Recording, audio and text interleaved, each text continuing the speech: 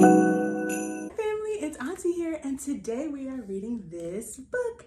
This book is called I Got the Christmas Spirit by Connie Schofield Morrison and illustrated by Frank Morrison. Let's begin. First of all, love her hair on the cover. So cute. Ooh, what's the weather in the book right now? Is it raining? No. Is it sunny? What's the weather? That's right, it's snowing. I woke up to the spirit of the season. Rise and shine. Yeah. I heard the spirit in the air. Ding dong, ding dong. I've been saving the spirit all year long. Jingle, jingle, jingle, jingle. I sang the spirit from my heart. Fa la la la la la la la la. I tasted the sweet spirit crunch. Yum, yum, yum. I shivered as the spirit nipped at my nose. Achoo! I swirled and twirled around the spirit. Swish, swish. What are they doing? They're ice skating. Have you ever been ice skating before? Auntie has. It's so much fun. I sparkled in the spirit of the lights. Bling, bling, bling.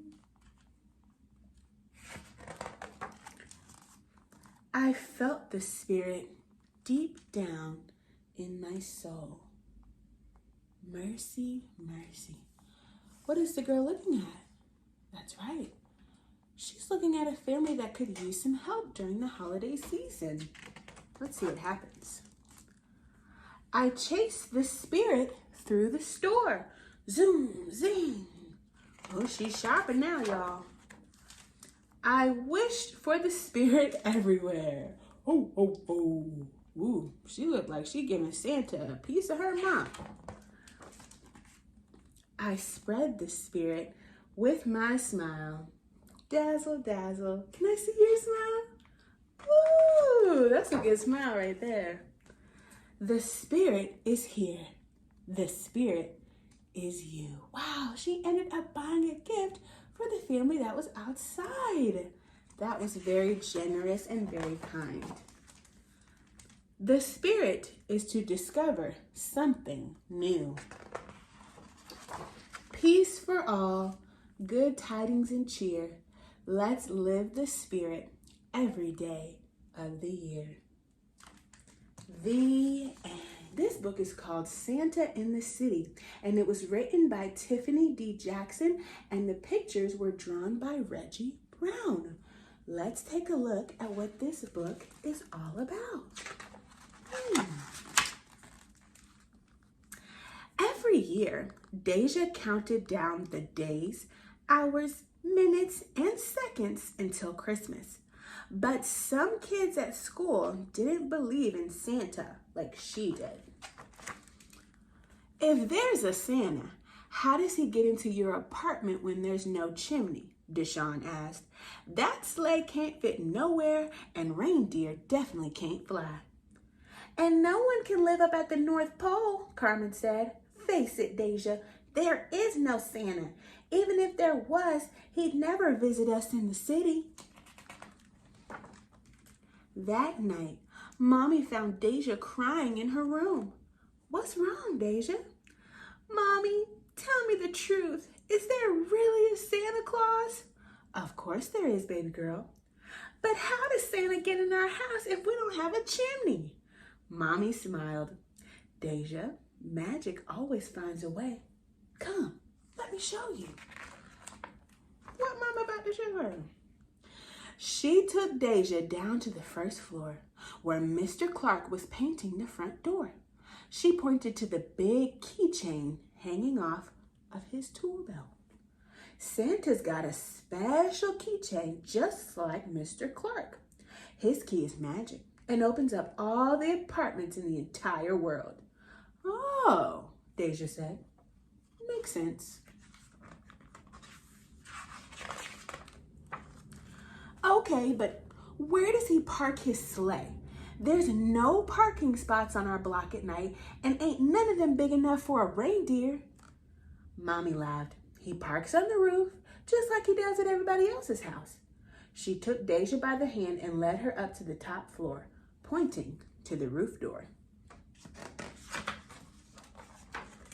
See, Mommy said, Santa comes in through there. She showed Deja where Santa parks his sleigh and the pigeon feeder Mr. Clark used to give reindeer a snack. Oh, Deja said. Makes sense. Satisfied, Deja took the stairs back down to her apartment. As Mommy tucked her into bed and read her favorite Christmas book, Deja smiled. Deshaun and Carmen were wrong. Santa did come to their city. But the next morning, as Deja left for a day of Christmas shopping, she couldn't help but notice how different her neighborhood looked from the ones in her book. The building on her block didn't seem ready for Christmas. She tugged on Mommy's coat. If we can't decorate our building, how will Santa find us? The mayor puts up extra special lights all around the neighborhood, Mommy said, and we always put lights in our windows so Santa won't miss us. Oh, said Deja. Makes sense. But as soon as they walked into their corner bodega, another question popped in Deja's head, and then another, and another. She almost didn't hear Mr. Ortiz say her breakfast sandwich was ready. Hey, little mommy, what's on your mind? Mr. Ortiz asked. Mr. Ortiz, can reindeer really fly? See, Mommy, they're just like chickens. They can fly short distances, hopping from block to block till they reach ours. Oh, Deja said. Makes sense. But even later that afternoon, as Deja and Mama finished their shopping, her head was still so full of questions. She thought she might burst. She pointed to Santaland and asked, okay, how can Santa be at King's Plaza, at Macy's, and up at the North Pole, making all our presents at the same time? It's a valid question. Well, those men are special elves, representing Santa. They listen to the wishes of all the little kids around the world and then report back to the big boss, Saint Nick. Oh, said Deja. Makes sense.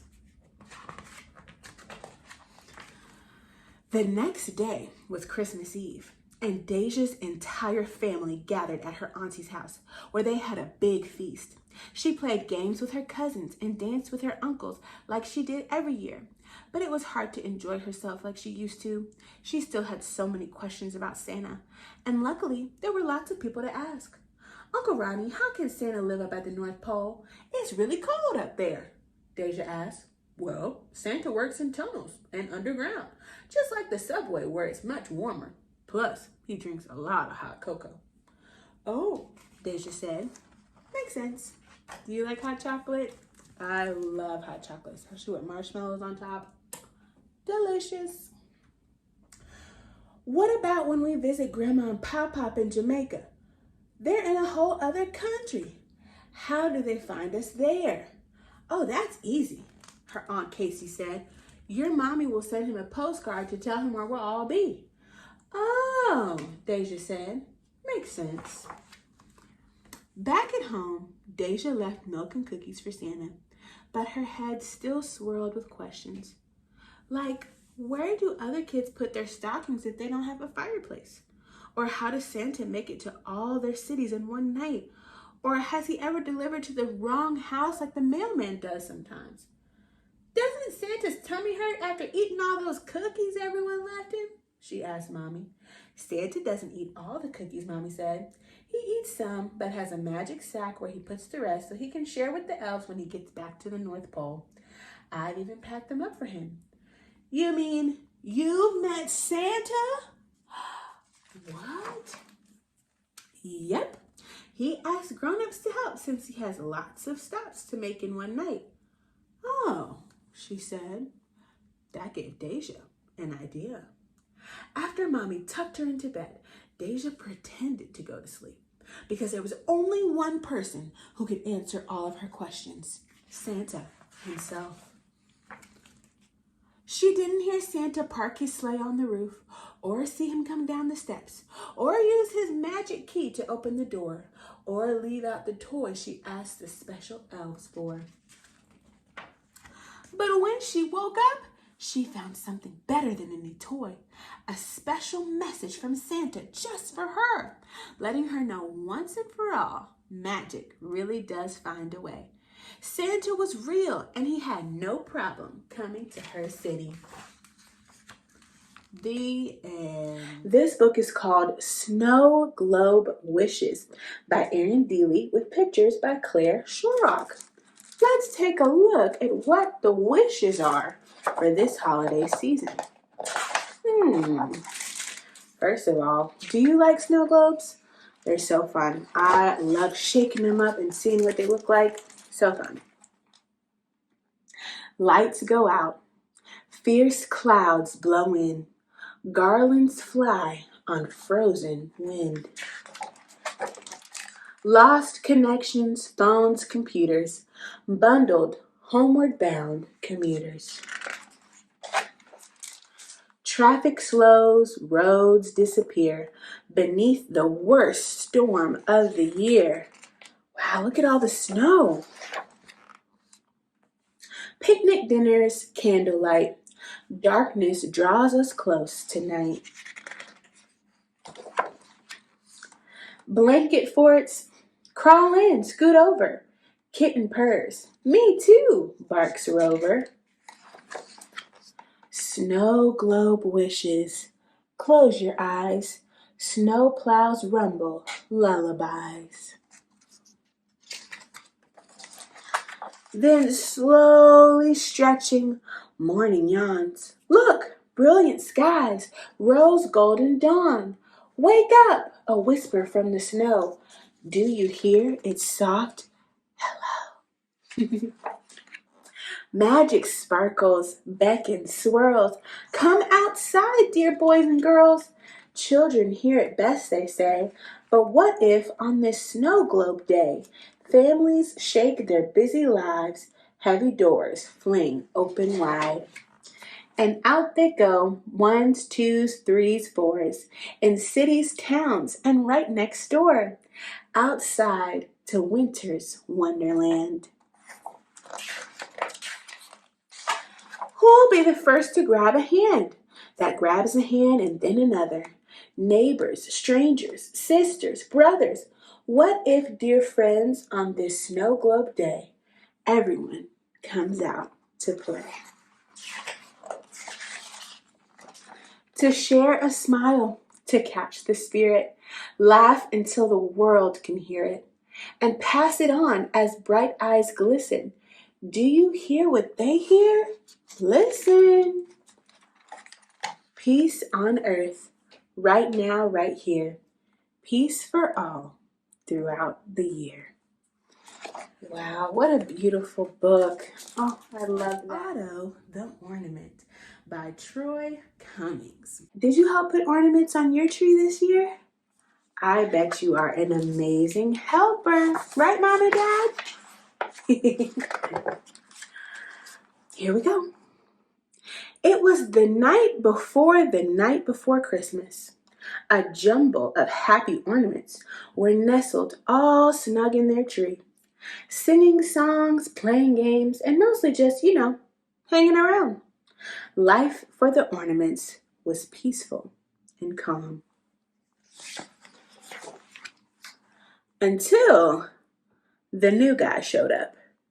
Merry Christmas, bulbs and baubles. I'm Otto, and I'm here to bedeck the heck out of your tree.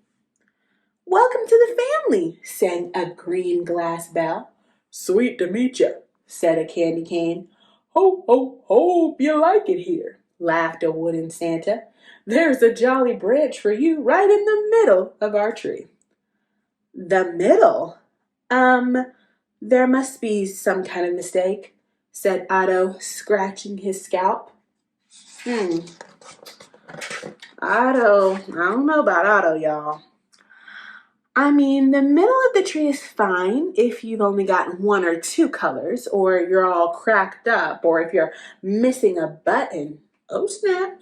Or hey, you're not even an ornament.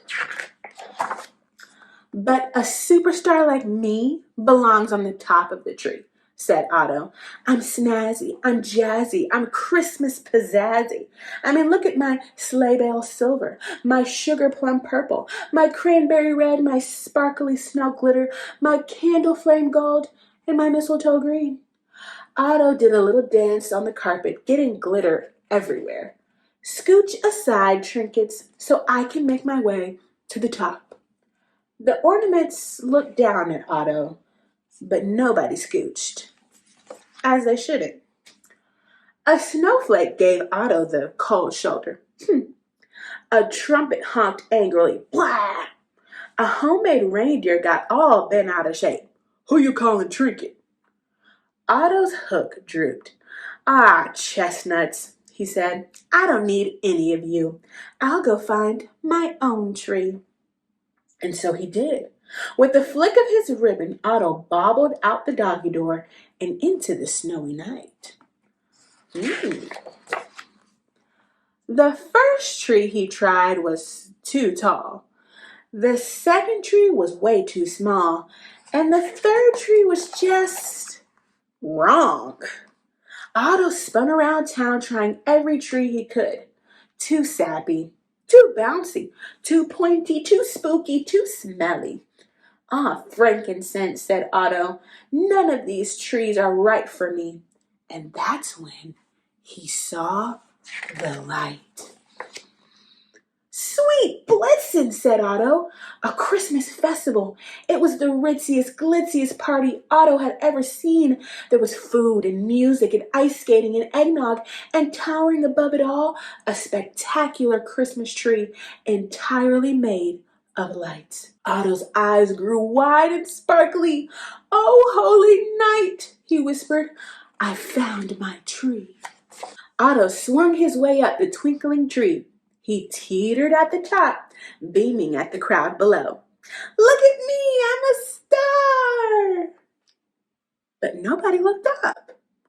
They were too busy singing songs, playing games, and, just hanging around. Otto blinked. On the outside, he looked merry and bright, but on the inside, he felt hollow. What's the point of being at the top if I don't have anybody to share it with? He said to himself. He lowered his head. His hook drooped, and what happened next was a total shock. Before we turn the page, what do you think is going to happen to Otto? You're kidding. You think he's gonna? Okay, let's see. Zap, boing, coink, biff, pop, poop, snatch, drop, pliff, scrape, scrap, cat, clunk, clunk. What happened to Otto? You're right, he fell. Oh no. Rattle, clatter, crack. Otto had hit rock bottom. His hook was bent, his ribbon was missing, his cap was dented, his side was cracked, and his snazzy, jazzy paint had almost been scraped away. Ah, humbug, Otto moaned. Now I'm so plain, so ordinary. I'm a mess. And that's when he noticed something else in the darkness. Something dirty and ragged and lost. Meow. A mitten, said Otto. How did you wind up in the gutter? The mitten rubbed against Otto and purred. Otto gasped. Jumping jingle bells, I know exactly where you belong. Well, let's see what Otto's going to do. Otto used his hook to help the mitten climb from the gutter. Then they hitched a ride home. Otto rolled back into the living room with his mitten in tow. Otto, is that you? Said the green glass bell. You look a bit rattled, said the candy cane. And who's your woolly friend? Asked the wooden Santa. She looks familiar. Otto looked down at the floor.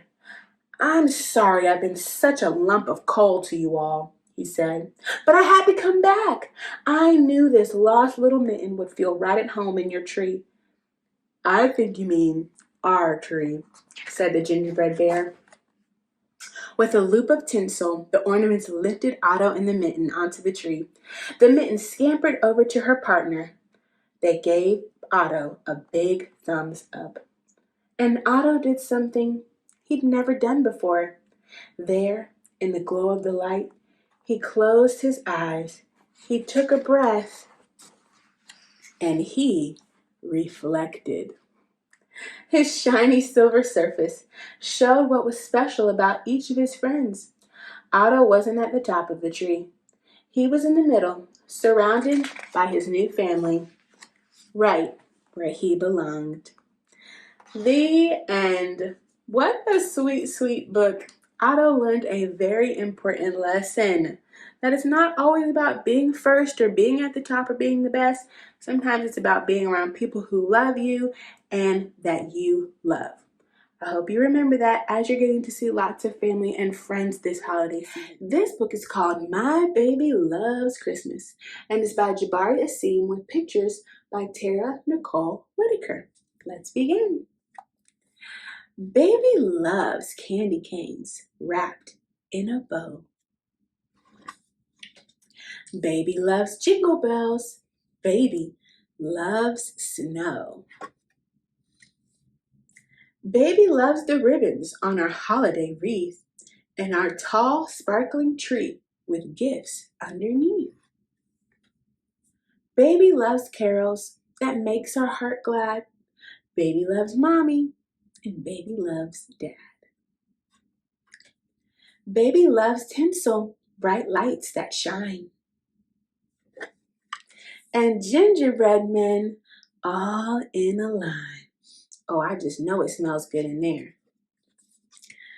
Baby loves stockings of green and red to hang by the fire before going to bed. Baby loves Santa and reindeer and toys, Yuletide delights for good girls and boys. Baby loves holly, decking the halls. Baby loves Christmas most of all. The end. This book is called The Nutcracker in Harlem, and it was written by T.E. McMorrow and illustrated by James Manson. Wow, first of all, I absolutely love this cover. So beautiful. And what does it look like they're doing? Yeah, it looks like they're dancing. I think they might be ballerinas. Oh my goodness. I absolutely love ballerinas. So I'm so excited for this book. Let's take a look. Okay, first of all, illustrations, beautiful. Let's begin. It was snowing in Harlem on Christmas Eve. The party at Marie's house swirled with colors, gold and red and green. Mama and Poppy were dancing. Miss Addie sang, and Uncle Cab played the piano. Marie loved the sound of Christmas. "Join in, Marie," Uncle Cab called out. Marie looked down. She wished she could sing, but Marie was afraid she wasn't any good. Certainly not like Miss Addie or Uncle Cab. The song ended. It was time for gifts. Every year, Uncle Cab would give Marie a doll and Freddie some toy soldiers. They were carved from a magical wood, Uncle Cab always said. He handed Freddie his gift. "And now for my Marie," said Uncle Cab. "A nutcracker," said Marie. "A drummer boy nutcracker." Dum-dee-dee-dum-dum, dum-dee-dum, played the nutcracker on his drum. Uncle Cap sang a tune to the beat of the little drummer. The room again filled with song.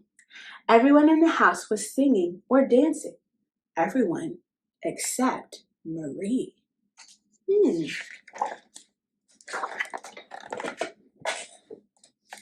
Miss Addie knelt down next to Marie. "Will you sing with me, Marie?" she asked. Marie shook her head. "Maybe next time," Miss Addie said. "Music lives inside of everyone. You just have to let it out." After dinner, Marie took the nutcracker and a slice of sweet potato pie and sat by the Christmas tree. The lights were soft and twinkling. She lay down, closed her eyes, and fell asleep. Marie opened her eyes. The house had gone silent. Outside it had stopped snowing. A full moon glowed in the sky. The living room was filled with a ghostly white light. A rustling sound came from the top of the tree, where Mama had hung her favorite ornaments, the glass birds. It was almost as if the blue glass bird was moving. It was! The bird fluttered its wings and began to sing. The gold bird joined in, and the red one, and the green too. As the birds sang, the Christmas tree began to grow. It grew bigger and bigger until it towered over Marie. The ornaments, the presents, the dolls, and the soldiers grew too. Dum-dee-dee-dum, dum-dum-dee-dum. The Nutcracker played his drum. The toy soldiers and dolls danced around the tree as the birds sang on. Crash! The music stopped. Candy canes, a voice squeaked. Marie turned. A mouse army, all in uniform, was marching towards the tree. A mouse general was leading them, his chest covered with shiny medals. Candy canes, he repeated. Marzipan and chocolate. Charge! Oh, man. The Nutcracker began to drum. Dum-de-dum. The toy soldiers lined up behind him. They marched towards the mouse army. One mouse turned and ran away. Then the entire army followed, all except the general. I want sweet potato pie, the general shouted. He ran, jumped, and knocked the Nutcracker down. The drum fell to the ground. When the drumming stopped, so did the toy soldiers. The mouse army advanced again. Charge! The mouse general commanded. What would Marie do? She picked up the drum and put the strap over her neck. The mouse army stopped, turned, and ran away. Dum-diddy-dum. The general glared, but Marie kept drumming until he too fled. As the mice ran, they began to shrink, getting smaller and smaller. The toy soldiers chased the mice through a hole in the wall and into the snow outside. The glass birds sang as the soldiers returned. Marie joined the Nutcracker in a dance. They swirled around and around. They seemed to be on a cloud. It started to snow, but it wasn't cold. Marie closed her eyes and began to sing. Marie, she opened her eyes. It was morning. Did I miss Christmas? Marie asked. Of course not, darling, Mama said. Under the tree were Marie's dolls, the Nutcracker, and something else, a drum. She picked up the drumsticks. Dum-diddy-dum-dum, dum-dee-dum. Very good, said Uncle Cab. He began to sing a Christmas song. Mommy and Poppy and Miss Addie all joined in, and so did Marie. The end. Oh, what a beautiful book. Marie figured out how to let the music out of her. I hope you get to sing lots of fun songs, maybe even join in a little dance this holiday season. This book is called Silent Night by Laura Hawthorne. This is one of Auntie's favorite books about the Nativity and the birth of Christ. Let's take a look.